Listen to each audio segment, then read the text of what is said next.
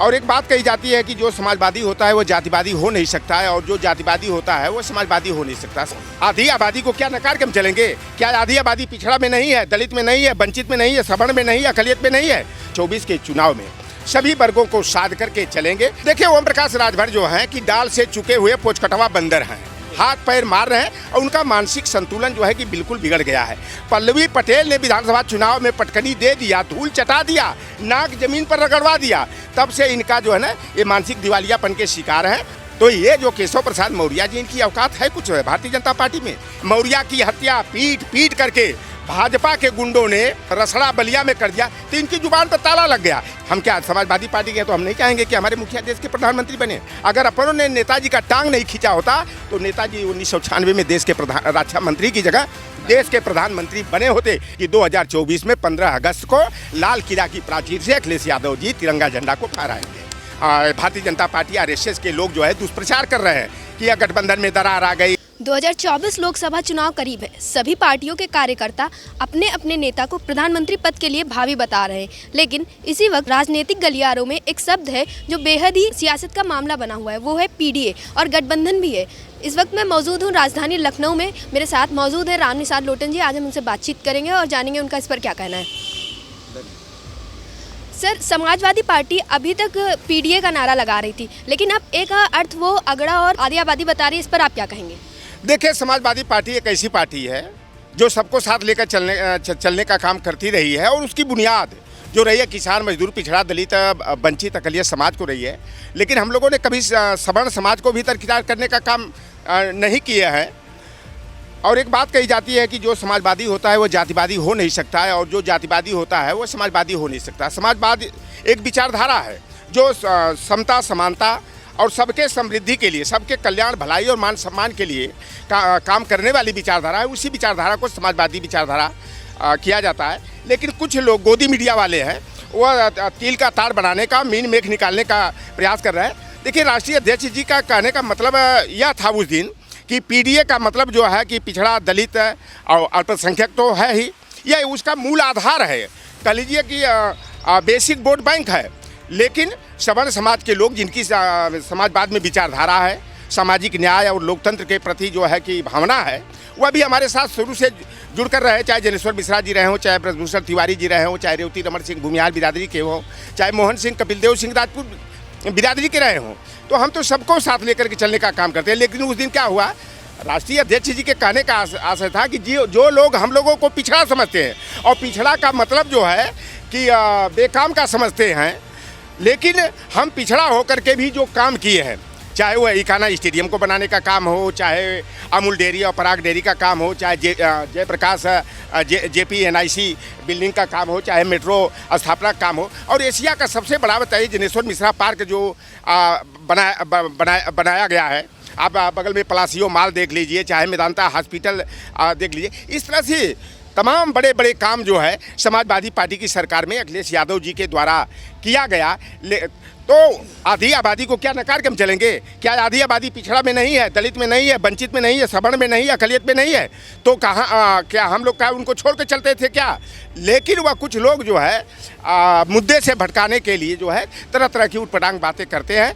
लेकिन यह असलियत है कि हम लोग 2024 के चुनाव में सभी वर्गों को साध करके चलेंगे। लेकिन उसकी बुनियाद जो है, जो हमारा बेसिक वोट बैंक है, OBC, SC, ST और माइनॉरिटी को, उनको साधना आवश्यक है।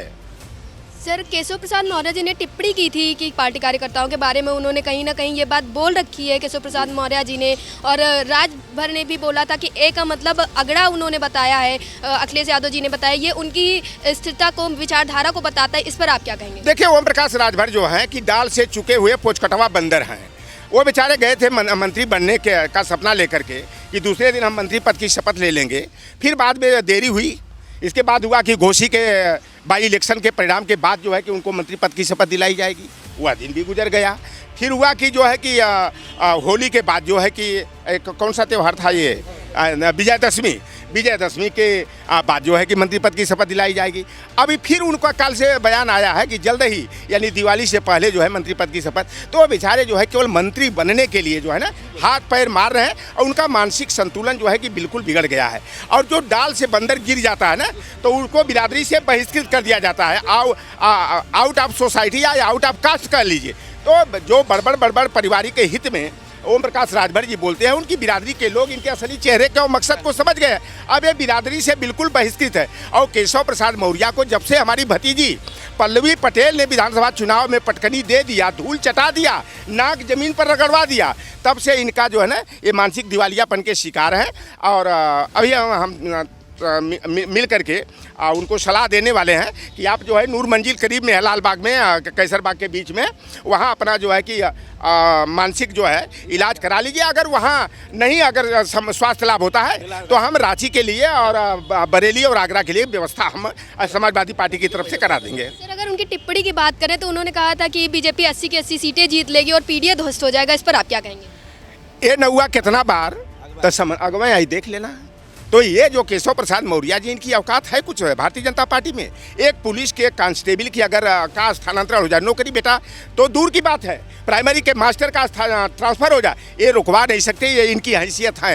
एक फूल होता है, केतकी का फूल होता है, देखने में बड़ा सुंदर होता है, लेकिन वह किसी प्रयोजन में उसका उपयोग नहीं होता है।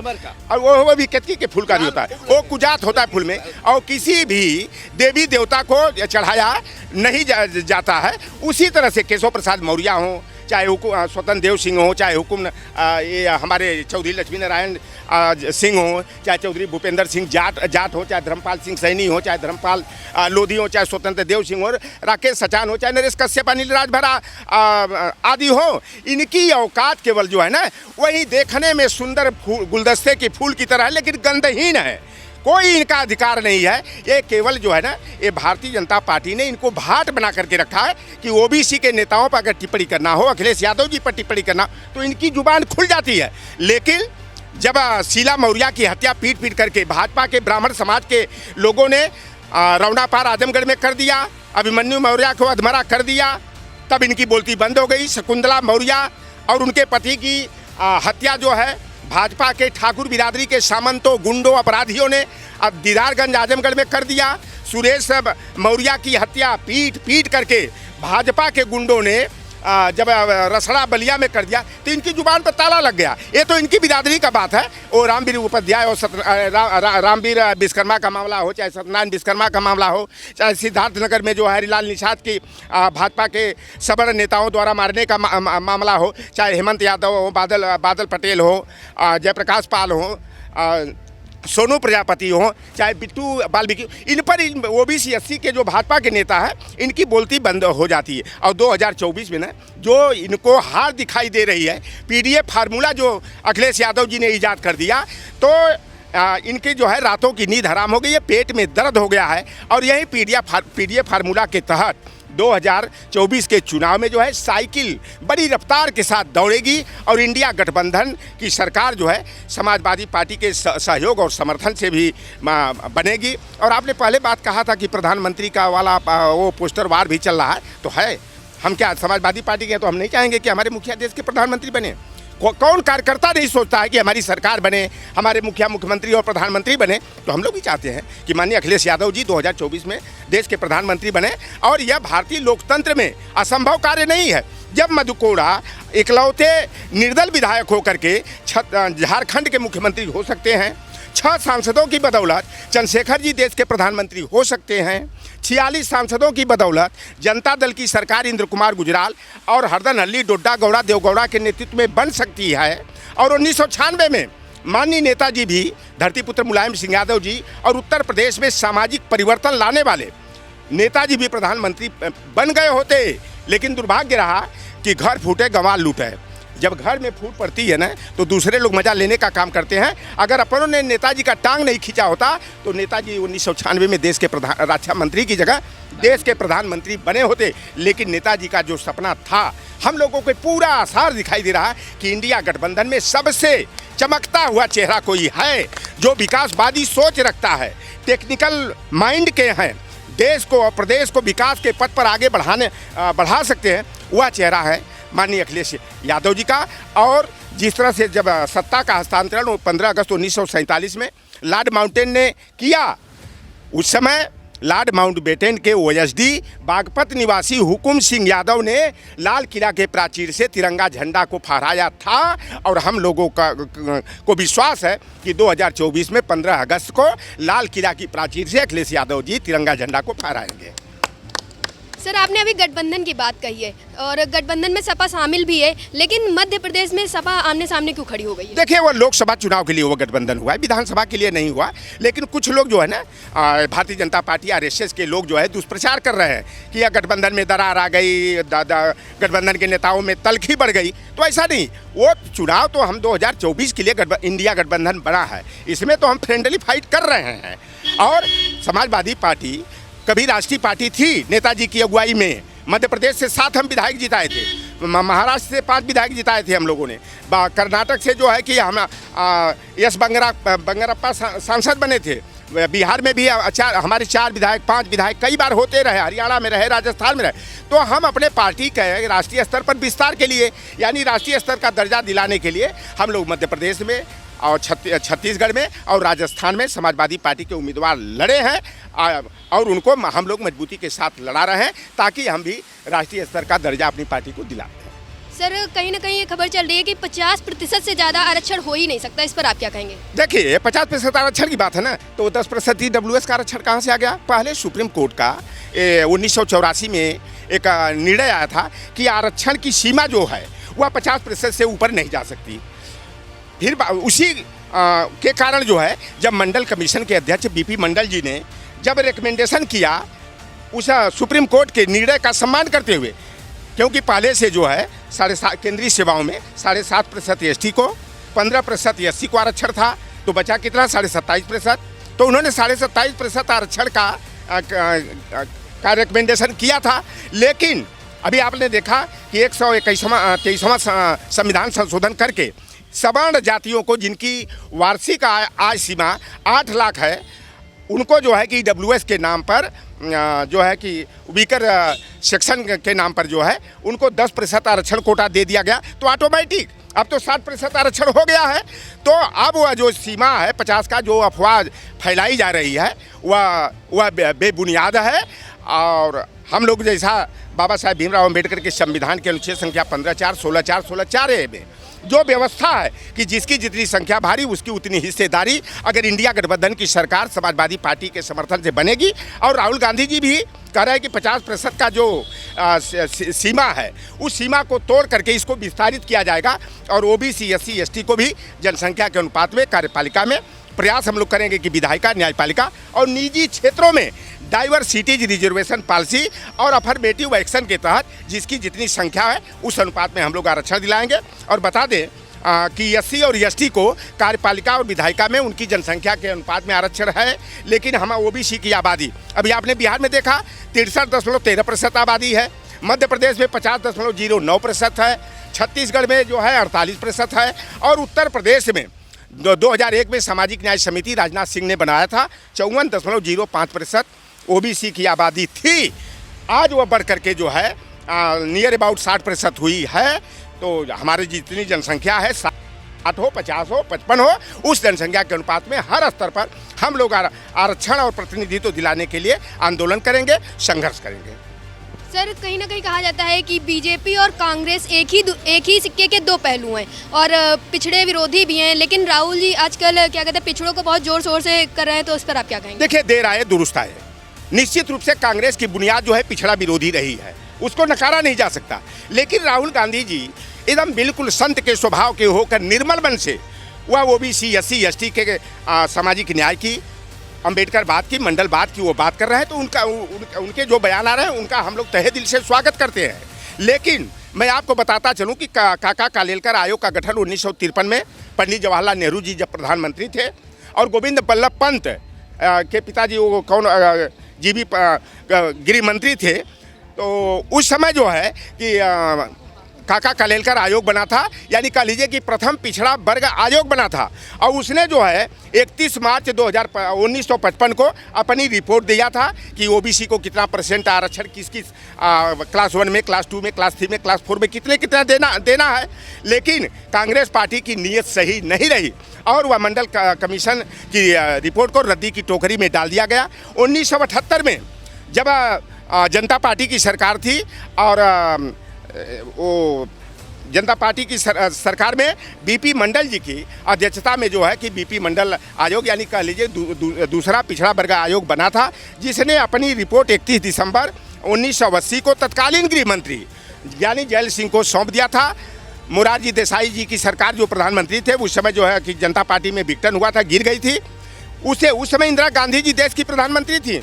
1985 में राजीव गांधी जी प्रधानमंत्री बने, लेकिन न इंदिरा गांधी ने न राजीव गांधी जी ने मंडल कमीशन की रिपोर्ट पर विचार किया, न सदन में बहस के लिए रखा। इसलिए जब अगर कांग्रेस के उस दौर को देखा जाए तो कांग्रेस पार्टी पिछड़े वर्गों की सबसे बड़ी विरोधी रही है और जो आरएसएस का भाजपा का चाल और चरित्र रहा वही कांग्रेस का चाल और चरित्र रहा। लेकिन आगे आप आएंगी 2006 में, तो 2006 में अर्जुन सिंह जी जाति के राजपूत थे, छत्री थे, लेकिन हायर एजुकेशन में, केंद्रीय शिक्षण संस्थाओं में हम पिछड़ों को 27% आरक्षण कोटा देने का काम अर्जुन सिंह जी ने किया और उसमें कांग्रेस की सरकार थी। यूपीए 1 मनमोहन सिंह के नेतृत्व वाली सरकार थी। उस समय उन्होंने 27% आरक्षण कोटा दिया था।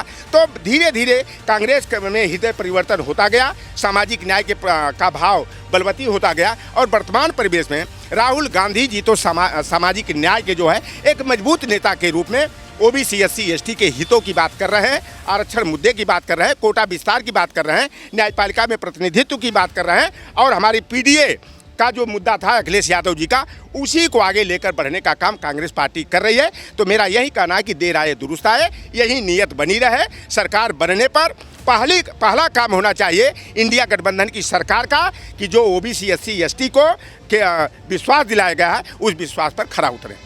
सर, एक बात बहुत ज़्यादा उठ रही है, एप्पल स्कैम के बारे में आपने सुना होगा, अखिलेश यादव जी के साथ भी यही कुछ हुआ, इस पर आप क्या कुछ कहना चाहते हैं? देखिए, तमाम नेता 2019 के लोकसभा चुनाव को देखा जाए उसमें नेताजी ने भी इस मुद्दे को उठाया था। जब ये चुनाव का समय आता है तो ये भारतीय जनता पार्टी और आरएसएस इस तरह का सिंडिकेट चलाते हैं कि कौन किससे मिल रहा है, किससे क्या बातें कर रहा, तो उनका फ़ोन टेपिंग का काम करते हैं।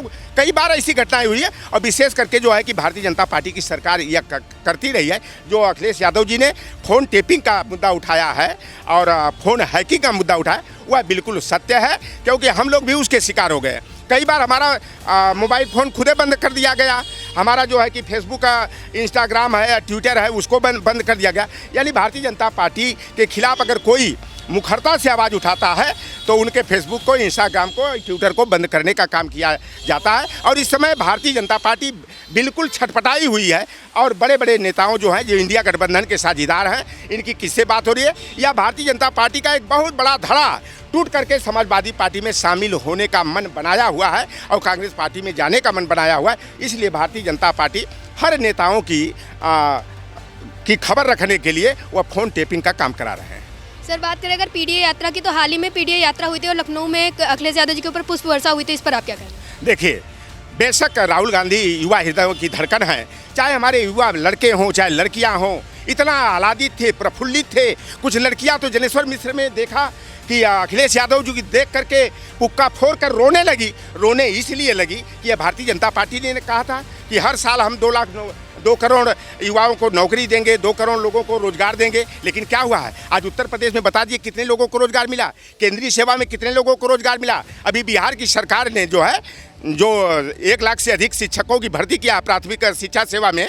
70,000 से अधिक उत्तर प्रदेश के बेटे और बेटियां बिहार में, और हमारी भी एक बेटी जो है बिहार में प्राथमिक शिक्षक बनी है। तो यह भारतीय जनता पार्टी ने जिस तरह से झूठा वादा करके हमारे युवाओं के भविष्य को अंधकार में डालने का काम किया, सेना की भर्ती को रोक करके अग्निवीर में 4 बरस के लिए जो है संविदा जैसी नियुक्ति करने का काम किया, तो आज पढ़े लिखे नौजवान M.Tech B.Tech करके हायर एजुकेशन ले करके जो है रोजगार की तलाश में मारे फिर रहे हैं। इसलिए जो पुष्प वर्षा की गई, वह भविष्य देखा जा रहा है कि अगर भविष्य में अखिलेश यादव जी के नेतृत्व में सरकार बनेगी तो हमारे जो छात्र नौजवान पढ़ लिख करके जो है बेकारी का दंश झेल रहे हैं, अपमानित जीवन जी रहे हैं, उनका भविष्य जो है अंधकार से प्रकाश की ओर जाएगा। और पूरा आपने देखा कि जब पूर्वांचल एक्सप्रेस वे से जलेश्वर मिश्रा तक अखिलेश यादव जी साइकिल चलाते हुए चले, जगह जगह जो है पुष्प बरसा करके